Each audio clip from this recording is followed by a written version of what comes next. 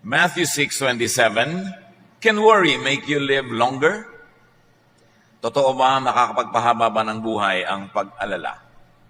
Huwag nang mag-isip ng mag-isip. Yan ang katuruan ng Panginoong Jesus. Dear God, we thank you for this day. We thank you for life and strength. Salamat sa ibinibigay niyo sa aming mga pangangailangan namin. At ngayon, Panginoon, kami po ipakalinisin ninyo at paging dapatin niyong tumanggap na inyong pagtutuwid, pagtuturo, pagpapalakas. Be our preacher, our teacher, our guide, our healer. We seek you, Father, in the name of your Son, Jesus. Mahilig mag-isip at mag-alala ang mga tao tungkol sa mga kailangan. Ang dami naman talagang kailangan ng tao. Pero napakaraming lalong pag-aalala tungkol sa mga kailangan na ito. Sabi ng Panginoong Jesus, Matthew 6:25-32, kaya't sinasabi ko sa inyo, huwag kayong mabalisa. Sino sa inyo ang makapagpapahaba ng kanyang buhay ng kahit isang oras sa pamamagitan ng kanyang pagkabalisa? Kaya't huwag kayong mag-alala na baka kayo kapusin sa pagkain, inumin o damit. Hindi ba't ang mga hente lang nagbabahala tungkol sa mga bagay na ito? Alam na ng inyong Ama na nasa langit na kailangan ninyo ang lahat ng ito. Paulit-ulit, yan ang tema ng turo ng Panginoong Jesus. Huwag mag-alala. Walang mararating ang pag-aalala. Bumibigat lang ang mabigat ng mga kailangan sa buhay at dapat daw magtiwala sa Ama dahil alam niya ang pangangailangan natin, kaya dapat magtiwala. Pero ang mga tao, mahilig mag-isip ng mga kailangan, tulad ng ating binanggit, at mga problema. Kung ano-ano mga problema, pinoproblema, na matapos isipin, matapos mapuyat, matapos mapagod, hindi pa rin naman nalulutas yung problema. Paikot-ikot, paulit-ulit na usapan. Proverbs 12:25, nagpapahina sa loob ng isang tao ang kabalisahan. Ngunit ang magandang balita ay may dulot na kasiglahan. So pag laging nababalisa ang tao, humihina ang loob, pumupurol ang isip, nasisira ang pasya, ang desisyon, ang diskarte. So walang mapapala na lagi na lamang na mabalisa. Mabuti daw ay makinig, maghanap ng magandang balita kasi yun ang bibigyan ng sigla. At pag sumisigla ka, gumaganda ang takbo ng iyong isip, lumalakas ang iyong loob, ang diskarte mo, umaayos, gaganda ang takbo ng pagharap mo sa buhay. So huwag laging mamili na kabalisahan ng isipin, kundi ang pagtuunan ng pansin ay yung nakakapagpasigla. Ibig sabihin yung magandang balita. Focus on good news.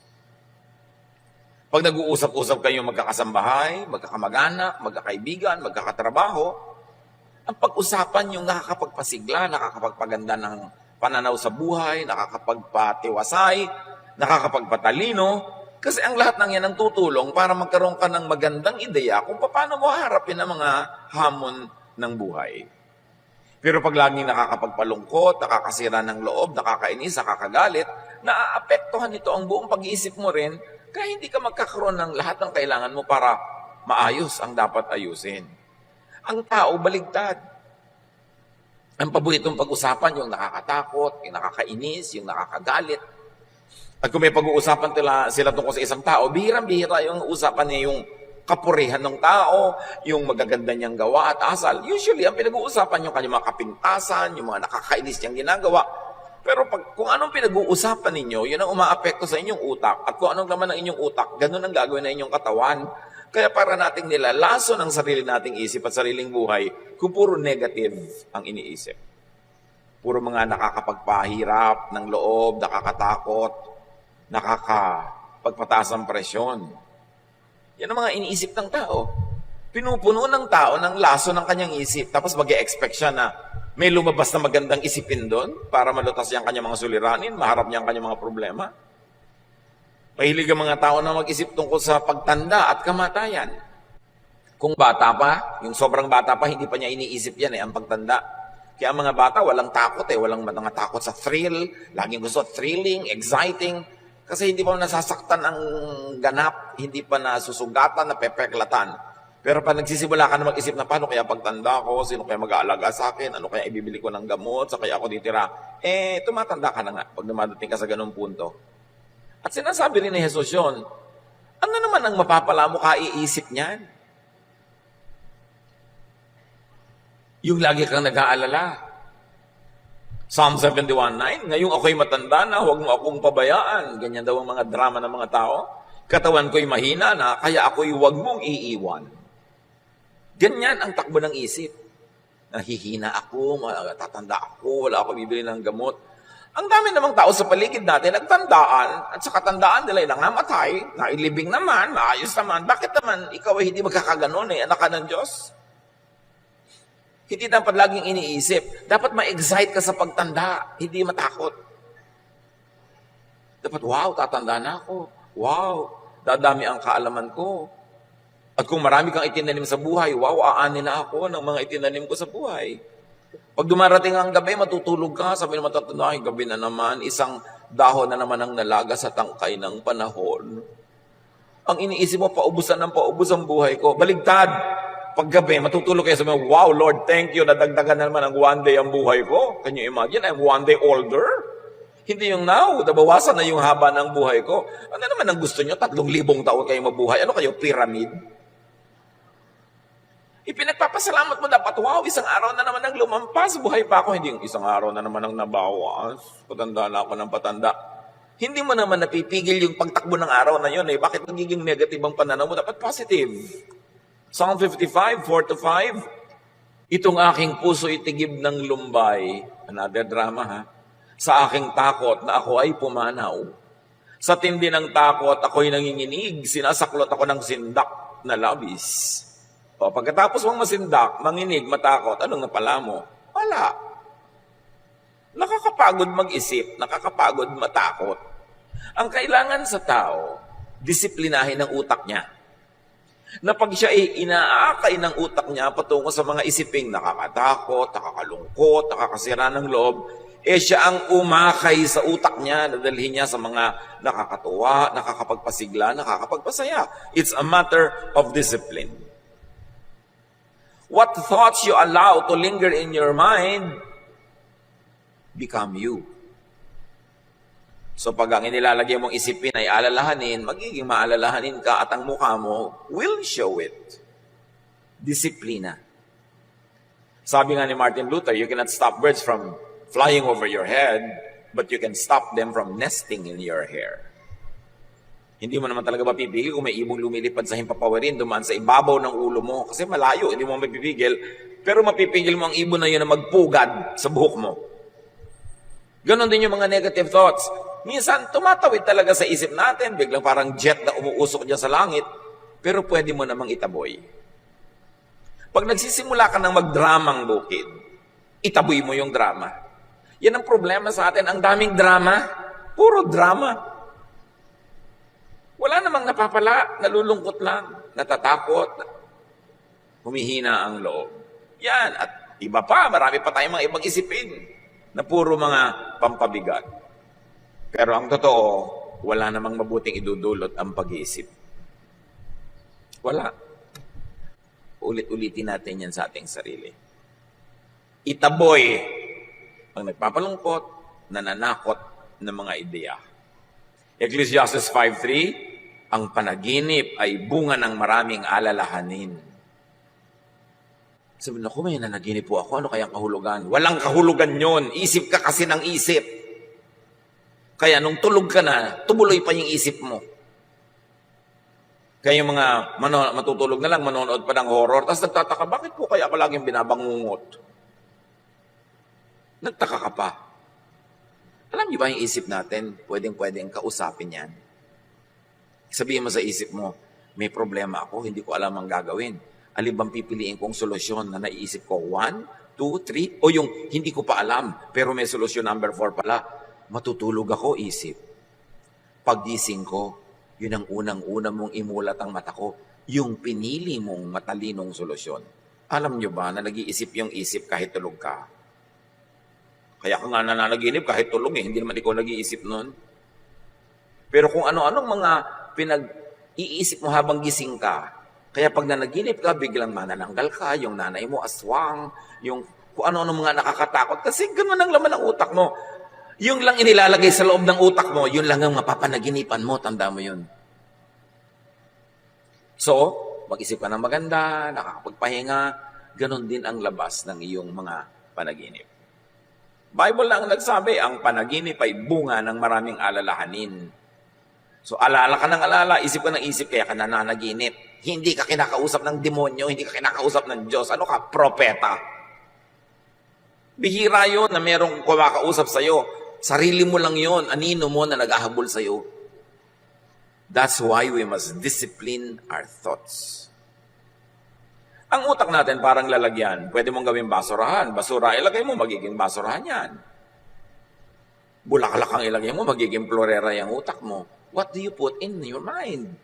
You've got to be very aware of that. Ecclesiastes 11:10, iwaksi mo ang alalahanin at mga kabalisahan.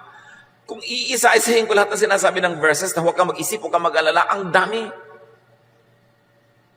So focus on something else.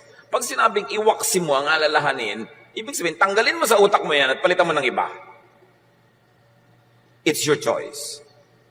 Napipili natin ang inilalagay sa ating isip. Importante na maging mapili. At turo ni Jesus, huwag mag-isip ng mag-isip. Ang ibig sabihin lang naman ay, huwag mag-alala.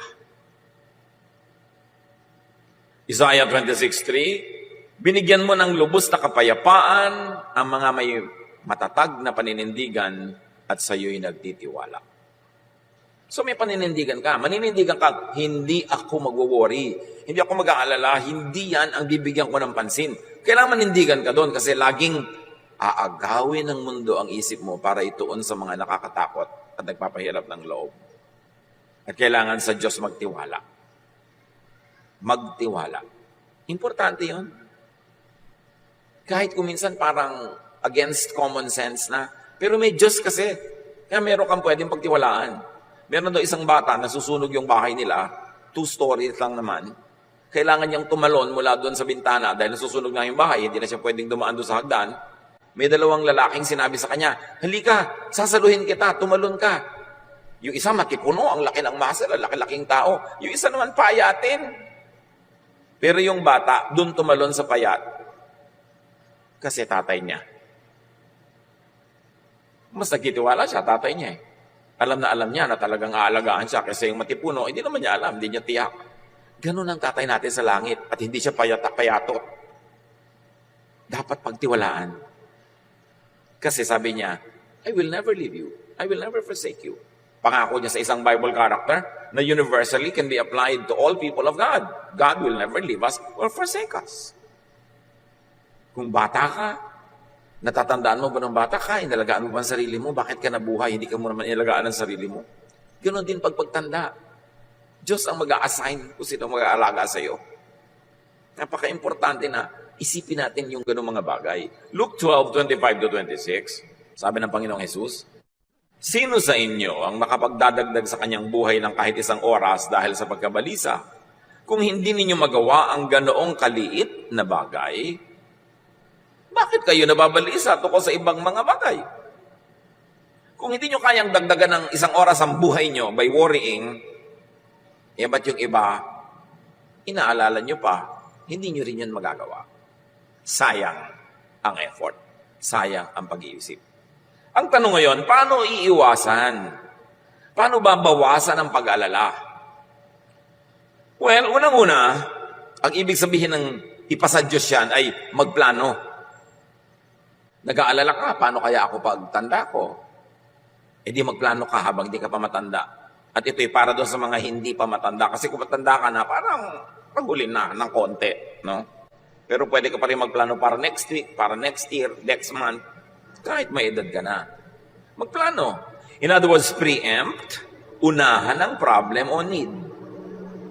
Iniisip mo, pagtanda ko, magkakasakit ako. Siyempre, pag nagkasakit ako, magpapatingin ako sa doktor. Baka magpapa-hospital ako, magpapagamot. Anong gagawin ko? Di magbubili ka ng insurance na matino. Yung hindi 1, 2, 3 ha, hindi fly by night. Plano. O ayaw mo ng insurance, hindi ka naniniwala. Ang gumawa ka ng isang alkansyana kasi laki ng jeepney, hulugan mo ng barya, at ipanalangin mo huwag ma-demonetize yung barya mo. Baka naman yung pera mo may nakalagay pang victory. Panahon pa ng hapon yun. Di ba? O bagong lipunan. Dapat yung pera mo current. Unahan mo yung problema. Wala namang taong tumatanda na hindi nagkakasakit eh. Magkakasakit at magkakasakit ang tao. Alam na nating lahat yun. Nakita na natin, nagkasakit ang mga lolo natin, nagkasakit ang mga magulang natin. Tapos kayo, wala man lang health insurance. Anong inaantay nyo sa buhay nyo pag nagkasakit kayo? Magic. Kailangan meron. Alam naman ng tao na mamamatay lahat. Lahat namamatay, si Jesus nga namatay. So, pag ba namatay kayo, meron na kayong libingan. Wala. Kanina yung ipapaproblema yung libingan nyo. Yung iba, ibinibili mo na nga. Magtatampo pa. Uy, pinapaiksi mo na yata ang buhay ko. Pinapanalangin mo na yata ang mamatay ako. Anong klaseng kamangmangan yan? Dramang bukid. Bakit hindi ka ba mamamatay? Masama bang paghandaan yon? Dapat nga, ipaghanda mo na yung pamburol mo. Kaya lang, iba-ibang sizes. Dahil hindi mo alam kung payat ka o mataba ka sa oras ng iyong kamatayan. Para mapipili mo, isusuot mo. Hindi yung kung ano-ano isuot sa'yo ng mga kamag-anak mo, pagtingin sa'yo ng mga iba, ang bihis mo, darna. Hindi mo napili. Huwag tayong maraming dramang bukid. Kailangan handa ka. Huy, binibili mo ako ng health insurance. Bakit? Gusto mo ba ako magkasakit? Mga pag-iisip yan ng mangmang, kakitira ng utak. Kailangan lakihan mo yung utak mo, handa ka. O alam mo nahihina ka, syempre. Maganda ka na. Mangyayari yon. Kaya pag nakakakita ko ng mga young couple, nagpapagawa ng bahay, naku, ang gaganda ng hagdan, ang tatarek. Bakit? Di ba kayo tatanda? Bakit wala kayong kwarto sa baba?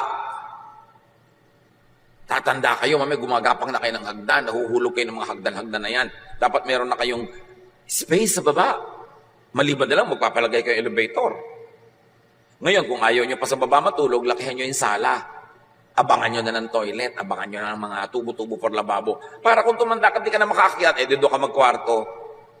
Parang hindi ka tatanda, wala ka man lang lugar sa baba. Yung mga ganun, hindi mo ba iniisip? Dapat paghandaan mo yan. Unahan mo yung problem. Importante. Proverbs 15:22, ang isang balak na mabilis ay di papakinabangan. Ngunit ang planong pinag-aralan ay magtatagumpay. May plano ka. Alam mo, darating ang panahon, magre-retire ka. Yan naman kung nagkatrabaho ka man lang, no? Magre-retire ka, mawawalan ka ng income. Paano ka na ngayon mabubuhay? O 60, 62, nag-retire ka na. Kung mabuhay ka pa hanggang 95, marami ka pang kailangan gastusin noon, ha? So, meron ka ba man lang na investment? Meron ka bang may placement ka ba? O kaya man lang, meron ka bang binili kahit kaprasong bukid na kikita? O may binili ka at ipinondar kahit 1 o 2 pintong apartment na kumikita yung renta noon, wala ka ng income, doon ka ngayon kukuha ng mga panggastos mo. Kailangan magplano. At mga kapatid, hindi sapat na ang plano mo na social security ay mga anak. Hindi. Salamat. Mabuti kung itaguyod ka na yung anak. Pero kung ang napangasawa niya ay impacta, paano? Di ba 99% ang napapangasawa ng mga anak natin, mga impacta. Sa tingin ng biyanan, ha? Paano na? Iniasa mo doon? Kung minsan nga, sarili mong anak, kasama ugali. Kung mabuti ugali ng anak mo, may napangasawang masamang ugali. Kaya dapat may iba ka pa mga plano sa buhay. Yun naman kung gusto mong, hindi ka nag-aalala kung kailan matanda ka na. Huwag mong ilagay sa kamay ng iba ang iyong kapakanan. Kailangan may paghahanda. Proverbs 21:5, ang mabuting pagbabalak ay pinapakinabangan, ngunit ang dalos-dalos na paggaway walang kahihinatnan. So, over time, you build something na maaasahan mo pagdating ng panahon. Nang ibig sabihin lang naman mga kapatid, magsikap. Yung hirap ka, busy ka, nagtatanim, nagsisikap in the first 40 years of your life, magandang foundation yon at magandang pangitain na baka sa next 40 years of your life, kung pakakabain pa ng loob ng Panginoon ang iyong buhay, ay maginhawa ka naman. Pero pag inuna mo saya, inuna mo ang sarap, estudyante ka, puro ka absent, nagtatrabaho ka, puro ka lakwatsa, puro ka gastos, millennial ka, ang pera mo nasa gadget lahat, na every 2 weeks may bago, palit ka ng palit, wala kang savings, anong inaantay mong kinabukasan? Pagtanda mo ba, makakain mo yung mga model 72, 75, 93 ng kung ano-anong gadget? Ecclesiastes 9:10, ano man ang ginagawa mo, ipagbuhusan mo ng iyong buong makakaya. Naghahanap buhay ka? Maghanap buhay ka with feelings. May tindahan ka? Improvein mo para malaki ang benta. Hindi lang yung magbasara ka at magbukas ng tindahan araw-araw, walang improvement. Lagyan mo ng feelings, ng passion, para marami kang kitain, marami kang maimpok. At pag meron ka nun, less ang iyong worry. Ecclesiastes 3:22, kaya naisip kong walang pinakamabuti sa tao kundi pakinabangan ng kanyang pinagpaguran. Ito ang ating bahagi. Ito ang parte natin. Ito ang ating benepisyo sa buhay. Una, magpagod ka. Tapos, pakinabangan mo ang iyong pinagpaguran. Huwag mong pakinabangan ang pinagpaguran ng iba. Ganun, magpunter ka. Proverbs 10:4, ang kamay na tamad ay tiyak na magdarahop. Ngunit magbubunto ng yaman ang kamay na masinop. Yung pag nagkapera ka, gastos ka agad. Wala ka nang ang trabaho, umaasa ka lang sa magbibigay sa'yo. Pag nahipo mo yung pera, lipad ka agad, gastos. Bukas, wala na naman. Ito yung nagbibigay sa'yo, nasa gasaan ng tren. Paano na? Lalo kung tren dito sa Maynila ang nakasagasa sa'yo, hindi naman nasagasaan ka dahil sa bilis ng tren. Kundi sa bagal ng tren, 3 araw na nasa ilalim ka pa. Kaya talagang tiyak na mamamatay ka. Tapos puro pakalawang, natetano ka pa. Yun ang ikinamatay mo. Kaya sabi, kailangan huwag kang tatamad-tamad. Ang daming tao, umaasa lang sa iba. Inaasang abutan, inaasang bigyan. Ang dapat gano'n lang yung sobrang bata, sobrang tanda, o sobrang may sakit. Pag hindi ka any of the three, dapat kumikita ka ng kinakain mo at sobra pa. Kasi darating ang panahon na wala kang trabaho, walang kita, may bagyo, walang panahon gumawa ng pera, dapat meron ka nakaimpok. Para mabawasan ang pag-aalala, dapat magsikap at magtanim. Kasama na niyan, mag-impok.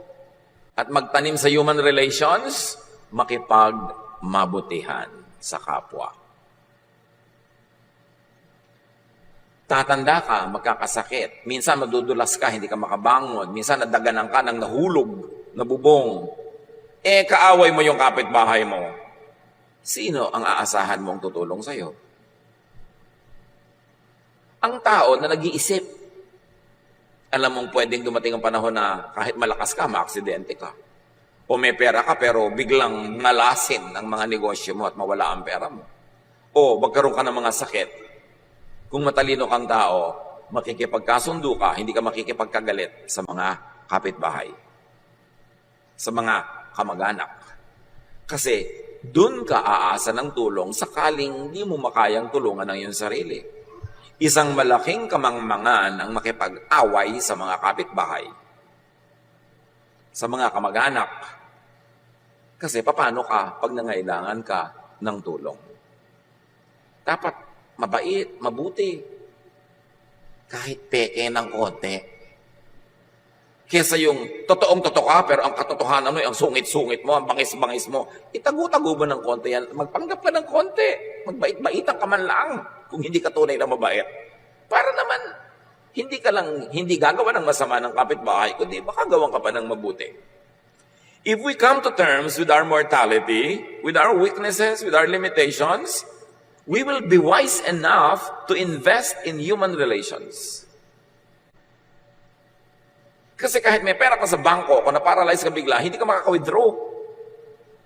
Somebody has to do it for you. Pag na-hospital ka na, hindi ka na makakita, na puro tubo na yung leg mo, nakatali ka na halos sa kama, hindi ka makapagbilang ng pera kahit may pera ka. Somebody has to do it for you. Kailangan meron ka mga tao sa paligid mo na pinakikisamahan. Pinakikitunguhan ng mabuti. At ipasa Diyos mo na gagawang kanila ng mabuti sa panahon na pangangailangan mo. Ecclesiastes 11:4, ang naghihintay sa pagtigil ng hangin ay di kailanman makapag-ahasik ng kanyang binhi. At ang nag-aalala sa patak ng ulan ay di makapag-aani. Sa agriculture, ang ibig sabihin lang, kung lagi kang natatakot na baka bumaha, bumagyo, humangin, umulan, hindi ka na nga magtatanim noon. At sa human relations, ganun din yon. Kung lagi kang natatakot na, baka gawan ko to ng mabuti, hindi naman ako suklian.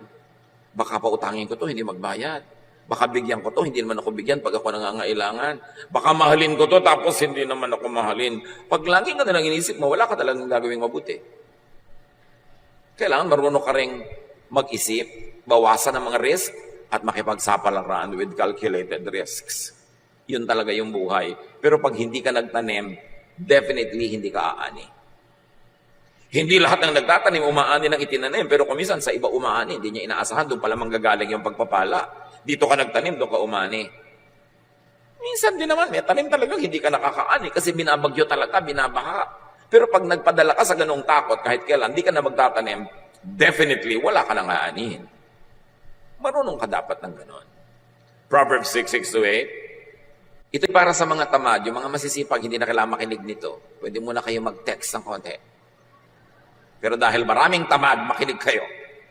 Proverbs 6:6-8. Tingnan mo ang mga langgam. Ikaw na taong ubod ng tamad. Pamumuhay nila yung masdan mo at nang ikaw ay mamulat. Kahit sila'y walang pinunong sa kanila'y naguutos, walang tagapamahala o tagamasid na sinusunod. Ngunit, nag-iimbak ng pagkain sa tag-araw. Kailangan nila'y iniipon kung panahon ng anihan. Ganun naman talaga mga langgam, busy-busy. At sa mga agricultural places, pagka talaga anihan, nandun lahat ng langgam. Pag may nalaglag kang buto, nalaglag kang prutas, hinahakotan nila yan. Kahit 5 beses kasi laki ng katawan ng langgam yung buhat niya yon. At pagkatapos, bulungan ng bulungan. Saan may pagkain sa tayo may makukuha? Bulungan ng bulungan. Hindi katulad ng maraming tao, bulungan ng bulungan. Uy, ano na latest na chismis? Sila bulungan ng bulungan, nagbibigay ng tip kung saan may makukuha ang pagkain, anong magagawa. Importante. Ang sipag nga ng langgam, maglaglag ka lang ng kaunting pagkain sa sahig, ando na sila. Sa sila lang galing. Nakaabang ng nakaabang.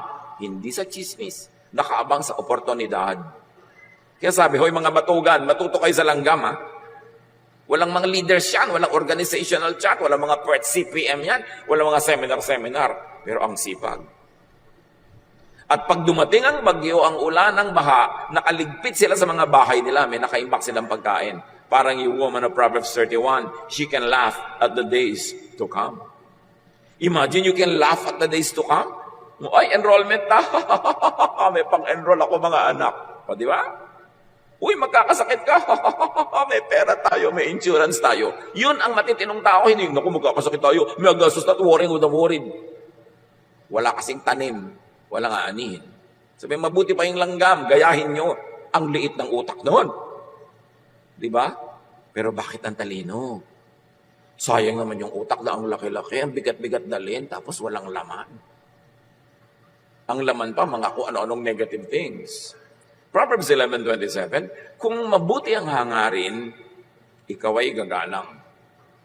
Kapag humahanap ng gulo, yun ay masusumpungan. Ibig sabihin lang, kung anong ginagawa mo, yun ang aanihin mo. Gusto mo ng gulo? Magkakagulo. Gusto mo ng katahimikan? Magkakatahimik. Kung gusto mong igalang ka ng iba, gandahan mo ang iyong buhay.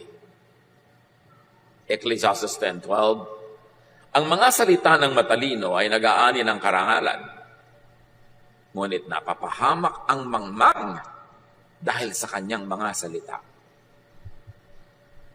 Kasasalita, kaya napapahamak ang tao. Kada daldal, kabubulong, kachichismis, karareklamo, maririnig ng iba, lalaki ang gulo. Kaya dapat ang tao marunong magkontrol ng bibig. Lalo't kung hindi ka tiyak na ikaw ay pantas, marunong, magaling, mas mainam manahimik. Kasi ang may mga tao na tuwing bubuka ang bibig, nag-aani sila ng problema. Dapat by now, alam mo na yun, kapatid, kaibigan, kung anong bunga na yung pagsasalita. Tigil-tigilan ang kadaldalan na walang kinakauwian, kundi problema at gulo. At paano maiwasan ang pag-alala? Maging abala. Pag-abala ka, una, sa ginagawang mabuti, bubunga yun, kaya mababawasan ang pag-alala mo. At may pangalawa pang pagiging abala, yun ay magsaya ka. Para hindi lungkot ang pumasok sa iyong isip. Proverbs 6:9-11. Hanggang kailan taong tamad mananatili sa higaan? Kailan ka babalik ako sa iyong pagkakahimlay? Kaunting tulog, bahagyang idlip, sandaling pahinga, at paghalukip-kip. Samantalang namamahinga ka, kahirap ay darating na parang armadong magnanakaw upang kunin ang lahat ng iyong kailangan. Sige, magtulog-tulog ka, maghalukip-kip, magkuyakoy, magpabanjing-banjing, magpa-text-text, magpa-games-games ka, sige. Sabi ganon, huwag ka magtrabaho, maglaro ka na maglaro. Pero habang ginagawa mo ang lahat ng yan, unti-unti, na ginagapang ka ng kahirapan, at gigisi ka na lang isang araw, super hirap mo na. 2 Thessalonians 3:11-12. Binanggit namin ito dahil nabalitaan namin may ilan sa inyong ayaw magtrabaho. At walang inaatupag kundi ang makialam sa buhay ng may buhay. Tingnan niyo ang katabi niyo. Mga nasa likod, nasa harap. Tayo ba ito? Sa pangalan ng Panginoong Jesucristo, talagang ginamit na ang pangalan ng Panginoon ha. Mahigpit naming inuutos sa mga taong ito na sila'y maghanap buhay ng maayos at huwag umasa sa iba. Kailangan pa bang i-memorize yan? Sabi, huwag yung ang inaatupag nyo, buhay ng may buhay, makialam kayo sa buhay ng may buhay. Kung kailan ang birthday ng isang artista, sino na bang asawa kayo ni ganitong artista, huwag nyo nga pakialaman yan kasi hindi yan ang pagkakaperahan. Ang atupagin nyo, sabi ganoon, maghanap buhay kayo. At liban nila kayo sobrang bata, sobrang tanda o may sakit, huwag kayong umasa sa iba. Aba, may nabalitaan pa ako. OFW. Namatay na ang ina. Ang tagal na. Kasi hindi siya umuwi. Hindi sinabi ng mga kapatid. Bakit? Para huwag tumigil magpadala si OFW ng perang pampagamot at panggastos ni nanay. Ang tagal na palang naagnas. Namatay na yung nanay, padala pa siya ng padala ng papagamot. Niloloko ng mga kapatid. Sinabi, huwag kayong aasa sa iba. At huwag tayong sobrang umasa sa mga OFW. Kailangan pa bang ulit-ulitin, hindi naman madaling kitain yung pera nila, na ang pera naman nila, sweldo lang, constant, yun lang. Pag nagpadala sa iyo sa ganitong petsa, ibig sabihin na susunod yan sweldo sa ganong araw, tapos kalagitnaan, susulat ka na naman, tatawag ka, text ka, may hihingin ka. Bakit? Hindi pa siya sumusweldo. Saan mo siya pakukuhanin ng pera? Tapos, uutang para magdebu, uutang para mag-birthday, mag-party, mag-baile, mag-inuman. Ang inuutang mo lang dapat yung pampuhunan na pinag-aralan mo, natutubo. Kikitain mo yung pambayad sa utang. Pero yung uutang ka para lamang pang-arte, pang-gastos, isang malaking kabaliwan. Tapos iba yung nagbabayad. Laging gusto mo gadget na ganito, gusto mo ganung original pa, gusto mo pa branded. Bakit kinita mo na ba yan kung hindi pa? Nakarating ka na ba sa Divisoria? Doon ka mamili ha, kung wala ka pang masyadong kinikita. Huwag na gusto mo pa doon sa mga mamahalin. Deserve before you desire. Yung ang forma-forma mo, branded ang mga damit, branded ganyan, tapos wala ka namang income, saan mo kinuha yun? May ibang nagbayad. It is ungodly. It is not good. Kaya yung matinong babae sa Proverbs 31, sabi sa verse 18, she knows when to buy or sell, and she stays busy until late at night. Yun yung babaeng who can laugh at the days to come. So marami na tayong sinabi tungkol sa pagtatrabaho, pagtatanim, paggawa ng mabuti, para huwag mag-alala. Di ba? Yun ang topic natin, para huwag mag-alala. Meron pa namang isang para huwag mag-alala, maglibang. Tagalog ito ha, hindi yung Bisayang maglibang. Maglibang, magsaya. Kailangan din yun, mahalaga yun. Lalo't kung hindi mo nun uutangin, o hihingin yung panglibang na Tagalog ha. Yung mga Bisaya lang nakakaintindi ng joke. Ecclesiastes 5:18, ito ang isang mabuting bagay na aking nakita. Nararapat lamang na kumain, uminom, at pakinabangan ng isang tao ang bunga ng kanyang pinagpaguran sa mundong ito sa maikiling panahong ibinigay sa kanya ng Diyos. Ito ang ating bahagi. Sabi, alam mo, huwag mo kakalimutan magsaya, maglibang, uminom, kumain. Lalot pinagpaguran mo naman yon, bunga ng pagod mo. Huwag kang puro dusa, puro hirap, pero rin dapat mag-enjoy sa buhay para balanced. Ang buhay parang bangko. Pag nag-deposit ka ng maraming saya, sa oras na hindi ka masaya at malungkot ka nga, pwede kang mag-withdraw doon sa mga na-deposit mo noon. The many happiness and joys and pleasures you've had in life can strengthen you in times of sorrow. Naka-deposit kasi yon. Mag-deposit kayo ng kaligayahan sa puso nyo. Enjoyment, basta hindi ninanakaw. Ecclesiastes 6:9, mabuti pa ay masyahan sa anumang kalagayan kaysa mangarap ng di naman makakamtan. Ito man ay walang kabuluhan, tulad ng paghahabol sa hangin. So isa pang itinuturo, learn to be contented with what you can afford. Kesa isip ka ng isip ng di mo naman kaya, hindi mo abot, enjoyin mo yung kaya at abot mo ngayon. Ecclesiastes 8:15, kaya para sa akin, ang tao ay dapat magpakasaya sa buhay. Walang pinakamabuti kundi kumain, uminom at magsaya. Ito ay magagawa niya habang siya ay nabubuhay at nakapagpapagod sa mundong ito. Punctuate your days of work with pleasure, with happiness, with many vacations. Reward yourself and people who help you with pleasure, with happiness, with joy. It is very godly. Marami kasi mga tao, akala nila pag maka-Diyos ka, puro ka na pagpepenitensya, paghihirap, pag-aayuno, pagdurusan. No! God loves us. God is kind. Kaya lang niya tayo pinagtatanim para tayo umani. Hindi tayo parusahan. Kaya kung nagtatanim ka na, dapat umani ka. Mga kapatid, huwag niyong aagawan yung taong umaani ng tanim niya. Minsan sabi ko, ang sarap-sarap naman ng buhay niya, laki-laki ng kita ng tindahan niya. Kasama ka ba nung ipinandar niya yon? Na ang tinda lang niya, 1 pirasong lumpia. After 1 week, 2 pirasong lumpia. Ngayon, isa na siyang lumpia queen. Tapos gusto mo ngayon, makihalo sa kinikita niya, kasama ka ba niya sa hirap? So, dapat pinagpaguran mo yan. Importante, napayagan natin yung mga nagtanim noon na anihin nila yung tanim nila. Huwag kang makiani. Kung pamisa-misa, nabibigyan-bigyan ka, salamat. Huwag kang maiinggit sa mga taong, ang laki ng negosyo niya, ang laki na ng kita niyang pinsan niya na yan. Yung may inggit-inggit. Pero pinaghirapan nila yon. Deserve nila yon. Do not covet what is not yours. Kaya halimbawa, mga anak, tanim kayo ng mga magulang niyo eh. Dapat paanihin niyo sila. Kasi tanim kayo. Mga manugang, yung napangasawa ninyo, tanim nyo ng magulang niya, ng biyanan nyo, paanihin niya yung biyanan nyo. Yung mga magulang nyo rin, paanihin nyo rin. Lahat ng tumulong sa inyo sa inyong buhay, kaya sino pa yon, kaya malaki o maliit na tulong, kailangan pagkaya nyo na salang bigyan ng ani, paanihin nyo. Kasi tanim kayo eh. Yun ang kalooban ng Diyos, ang itinanim, inaani. Napakasama yung wala kang utang na loob. Yung tinaniman ka, wala man lang mapitas sa'yo. Wala man lang mapakinabang sa'yo, samantalang binigyan ka ng pagod, hirap, lahat-lahat. Ganun ang taong maka-Diyos at disente.